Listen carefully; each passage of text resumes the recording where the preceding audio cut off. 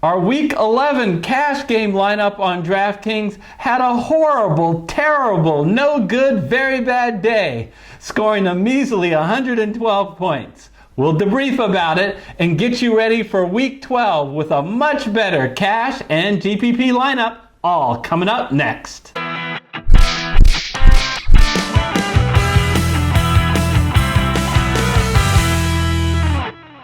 Hello everyone, I'm Eric Lee, and I am the Fantasy Football Consultant.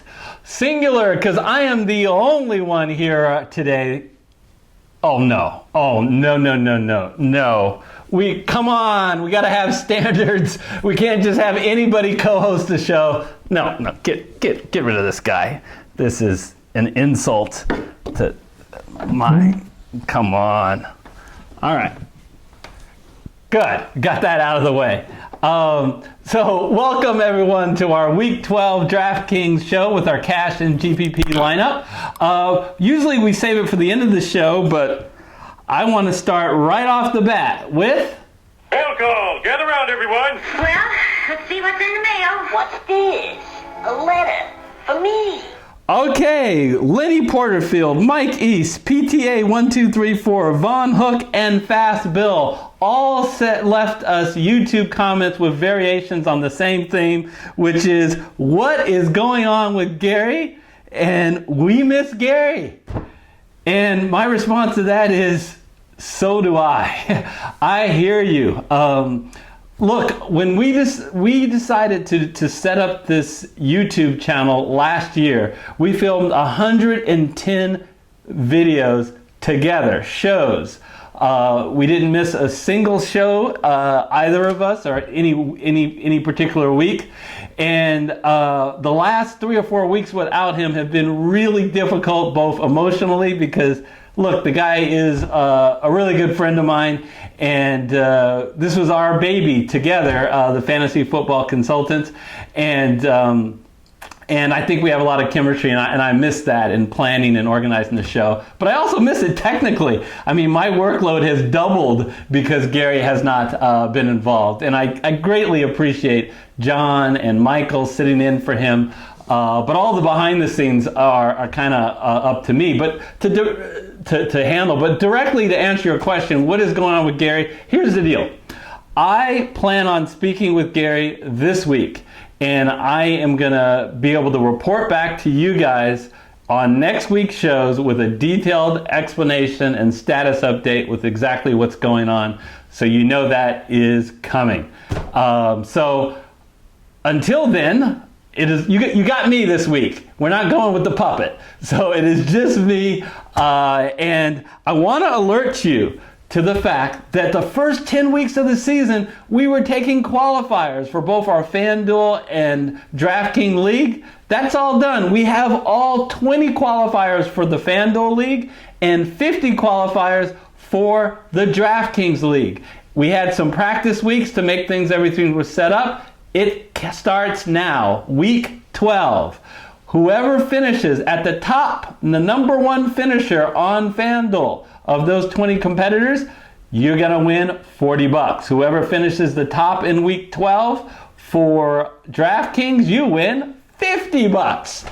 And we continue this each week for the next 4 weeks for the grand total of 160 prize pool under FanDuel and 200 for DraftKings. But I need to warn you, I am competing with you guys, so you got to beat me. Okay. Well, that won't be hard. Did you see my lineup for week 11? It was awful, so you're going to have no trouble beating me. By the way, on that Week 11 lineup, I put all of the blame on Mike Evans and Tevin Coleman, or blame on me for trusting those two guys. You know, when Marshawn Lattimore was out, I really thought that Mike Evans would have a field day with New Orleans, which does a really good job on the run. And then how are you going to stop Mike Evans in the pass without your shutdown corner? I thought San Francisco at home, big favorites over a weak Arizona defense. When Matt Breida was announced to be out, I thought Tevin Coleman, who earlier had a 3 or 4 TD game, was going to be able to duplicate or come close to that. Nope. And I even, by juggling my lineup to make sure I got both of those guys in, and of course didn't want to take out Christian McCaffrey, which was a good decision.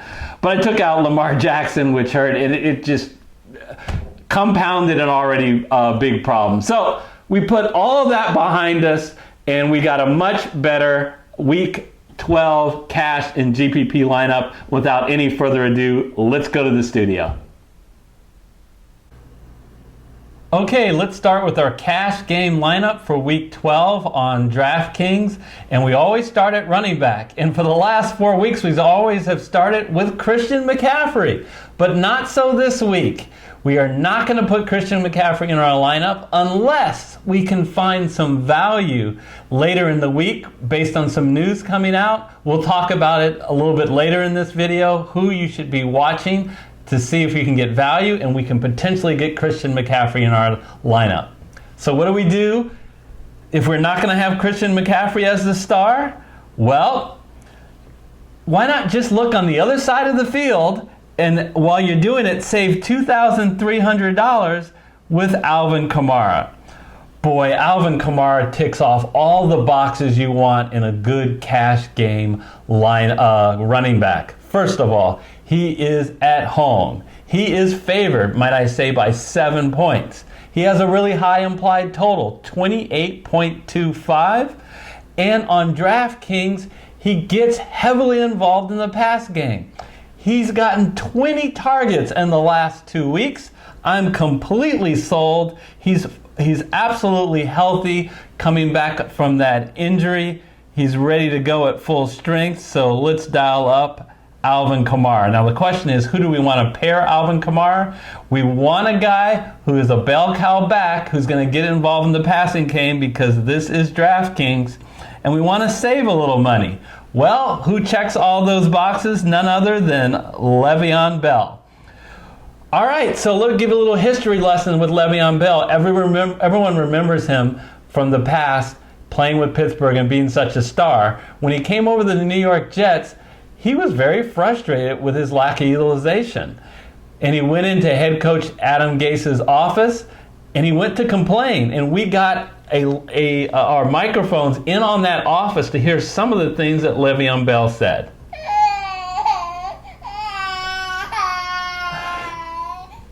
Oh, we kid Le'Veon Bell, but the bottom line is it worked. The last 3 games, he's had 20 plus touches. So we will take advantage of that this week when he is playing the Oakland Raiders, who I might say does not do a good job defending either the run or the pass. So Le'Veon Bell earns his way into our lineup. So we turn our attention to wide receiver, and we're going to pay up a little bit here. At $8,000, let's go for Julio Jones.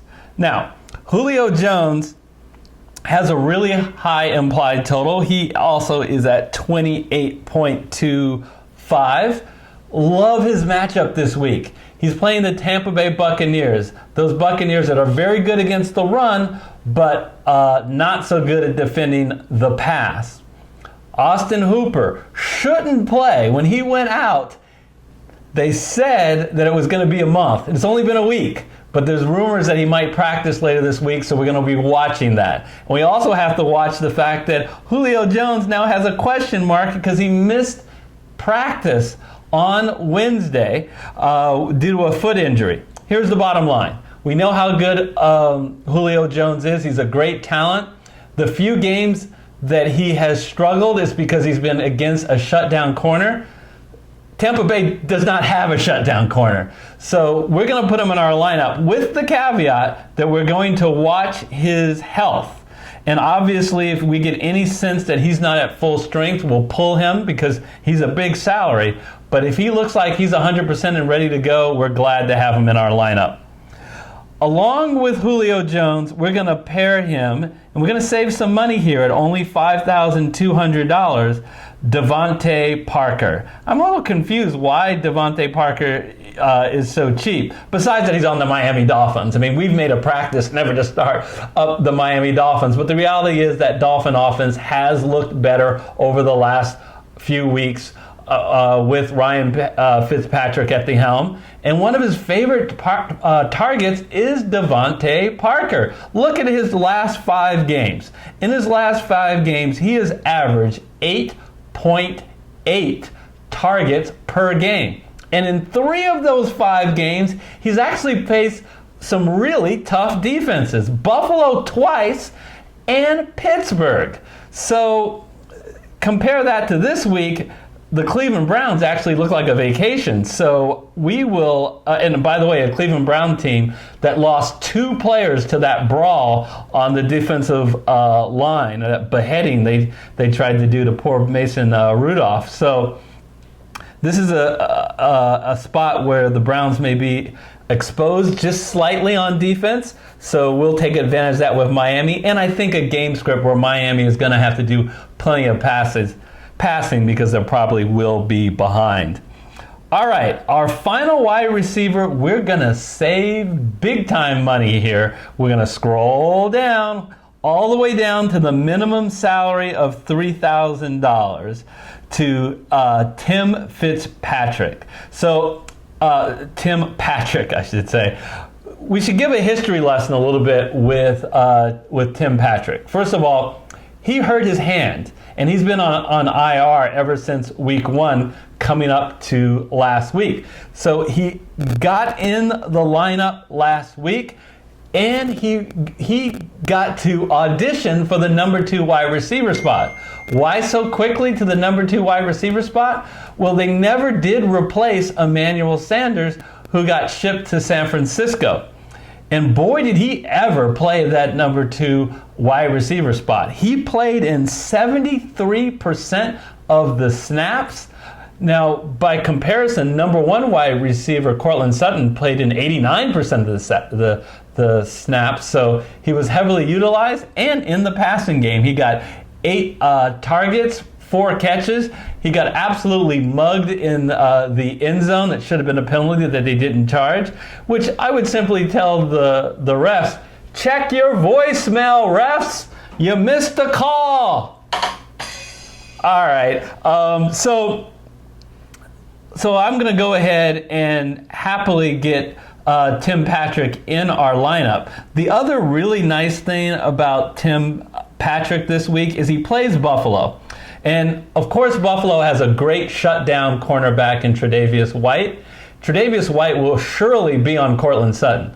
So with Cortland Sutton possibly bogged down there, even more opportunity for Tim Patrick, assuming he's healthy. I was really bummed to see for the first, right before we started filming that questionable tag got nailed onto him. So once again, we'll watch that, make sure he's healthy and actually playing. All right, we will go to tight end. So far we've got a couple of players who might be injured. So we're going to actually take advantage of a particular injury, with Pittsburgh having James Conner and Juju Smith-Schuster probably not playing.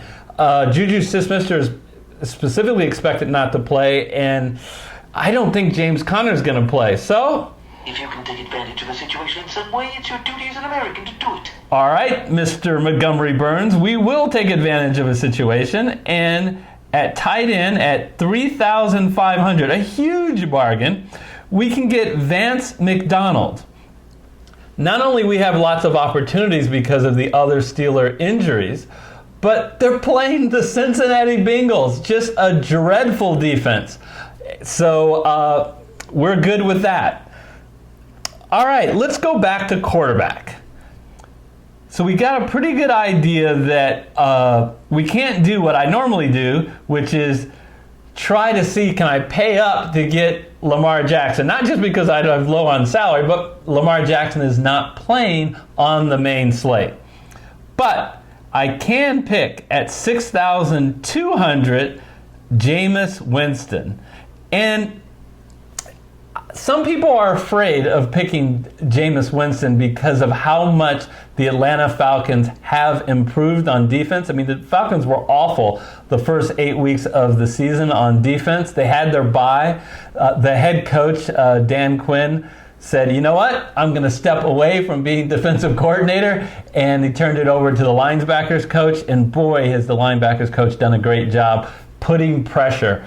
But the Bucs have 2 weeks of films to see, and even if the Falcons force Winston into mistakes, which they're prone to do, which Jameis Winston is prone to do, that's no problem. He'll just go back there and throw the ball more.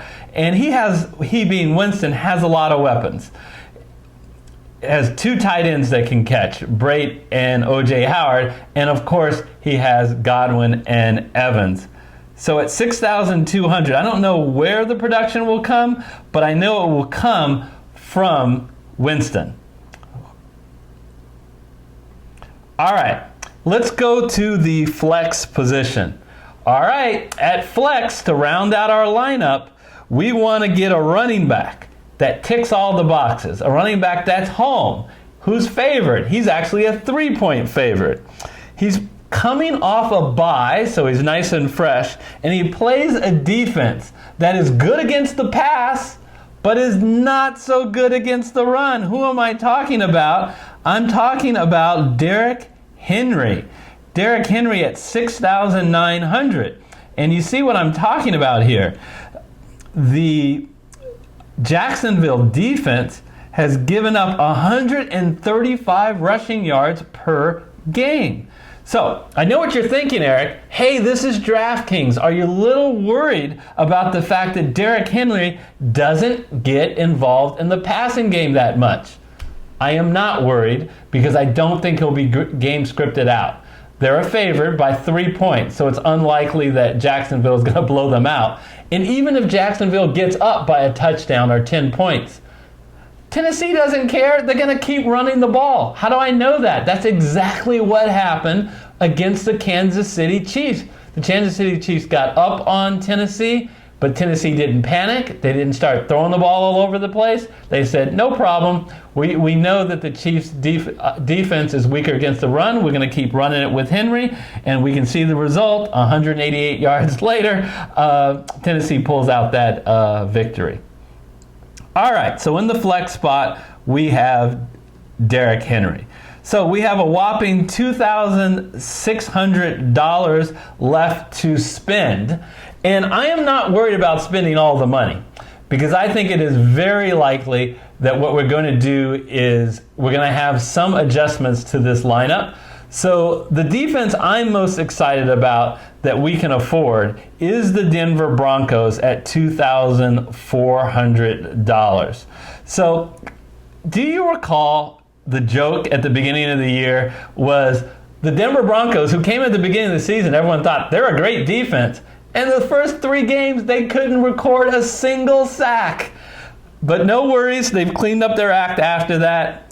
They've averaged 3.4 sacks since then. They draw a Buffalo Bills offense, which, you know what, they've had, let's call a spade a spade. They've had a really cakewalk as far as the schedule is concerned. They played the 2 New York teams, they played Miami twice, and they played Cincinnati and Washington.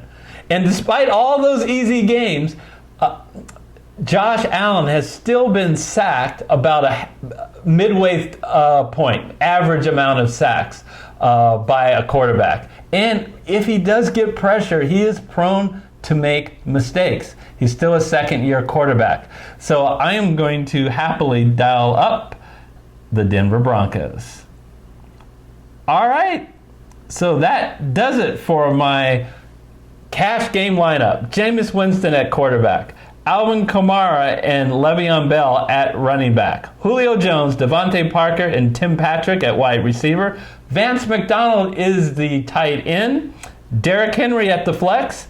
And the Denver defense. Before I talk about GPP, there's a couple things I want to give you an advisory on that you need to watch as far as the news between now and kickoff on Sunday. I want you to pay close attention to my team, the Seattle Seahawks. They play a Philadelphia Eagles team that is susceptible to the pass. I want to know what's going on with Tyler Lockett. The Seahawks are coming off a bye. They said there was no way he was going to be able to play last week if they had played. but they thought he would be ready for this match against the Eagles. I don't know. He's still listed as questionable. If he does play, he's a possibility of someone you might want to put in the lineup. But more importantly, if he does not play, you can dial in at only 4,300 Josh Gordon. Remember, the Seahawks are coming out of a bye, so Josh Gordon has had 2 full weeks to learn the offense. And I know Russell Wilson wants to get him involved. And if Tyler Lockett's not playing, he doesn't have a choice but to get him involved. And a bargain at 4,300. The other thing to watch out for is what the heck is going on in Atlanta. Is Austin Hooper going to play? Matt Ryan has a questionable tag. I assume he's going to play, but make sure he's going to play. And of course, what's going on with Julio Jones. If Jones or Hooper does not play, Russell Gage at only 3,900 becomes a great bargain. So those are the things to watch out for. All right, so let's take a look at our GPP lineup. All right, so let's take a look at our GPP lineup. Again, we built the stack around the offense with the highest implied total in the main slate and the offense that has the highest over-under at 52. So here is what we're going to do. We're going to match up Matt Ryan with Calvin Ridley and Russell Gage. So this stack really works if at least one of the 2 players are out, Austin Hooper or Julio Jones. And then going back the other way, a guy who can be volatile, Mike Evans, has had a couple dud games, but he's had plenty of games where he's gone completely off. So love him as a GPP play. The running backs, we can fit Christian McCaffrey in here. And I don't need to talk to you about why we like Christian McCaffrey. In any particular game, he can potentially go off. And we're going to pair him with his own stack with his defense. Now, normally we like to do this when that team is expected to win. But you know, Carolina that's a very cheap stack with Carolina, only $2,200. They actually lead the NFL in sacks. So if Carolina can possibly get ahead and able to do to New Orleans what Atlanta did in the Dome to them a couple weeks ago, you know, this could really pay off as a very big stack. We already talked about Vance McDonald, Tim Patrick, and Le'Veon Bell. So that actually will do it for our GPP lineup. We want to thank everybody for joining us. And if you haven't yet, smash that like button and hit the red subscriber button. And we'll look forward to seeing you next week when we preview Week 13 over Thanksgiving. See you then.